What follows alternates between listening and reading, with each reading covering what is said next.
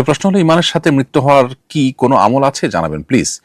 ইমানের সাথে মৃত্যু হওয়ার জন্য অনেক আমল আছে। সবচেয়ে বড় আমল হলো ইমান আনয়ন করা এবং আত্মশুদ্ধি করা, অর্থাৎ নিজেকে পরিশুদ্ধ করবার চেষ্টা।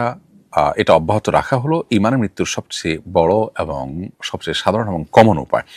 কারণ কোরআন কারীমে আল্লাহ তাআলা বলেছেন, ফামান আমানা ওয়া আসলাহা ফালা খাউফুন আলাইহিম ওয়া লা হুম ইয়াহজানুন। যারা ইমান আনবে এবং নিজের সংশোধন করে নিবে, তাদের কোনো পেরেশানি থাকবে না। অতএব ইমান আনা এবং আত্মশুদ্ধি করা, নিজেকে সবসময় প্রতিনিয়ত ভুল থেকে সঠিকতার পথে নিয়ে আসার চেষ্টা অব্যাহত রাখা, এটাই হলো ইমান মৃত্যুর সবচেয়ে বড় এবং কমন কারণ। পাশাপাশি বিভিন্ন আমলের বিনিময়ে জান্নাতের কথা বলা হয়েছে, শুভ পরিণতির কথা বলা হয়েছে, সবগুলোই ইমানে মৃত্যুর আমল হিসাবে বিবেচিত হতে পারে।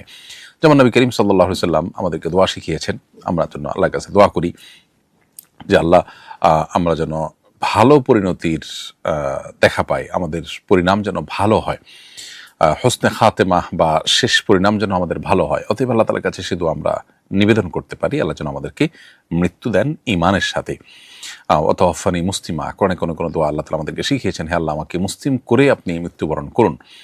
তো সেই দোয়াগুলো আমরা আল্লাহর কাছে নিবেদন করতে পারি। এর মাধ্যমে আশা করা যায় যে আমরা ইমানের মৃত্যু লাভ করবো। এর পাশাপাশি নবী করিম সাল্লাল্লাহু আলাইহি ওয়াসাল্লাম এবং আনসার এবং মুহাজির সাহাবীদের আদর্শ যদি কেউ ধারণ করেন, তার ফলশ্রুতিতেও ইমানের মৃত্যু লাভ হওয়ার সম্ভাবনা এবং সুযোগ রয়েছে।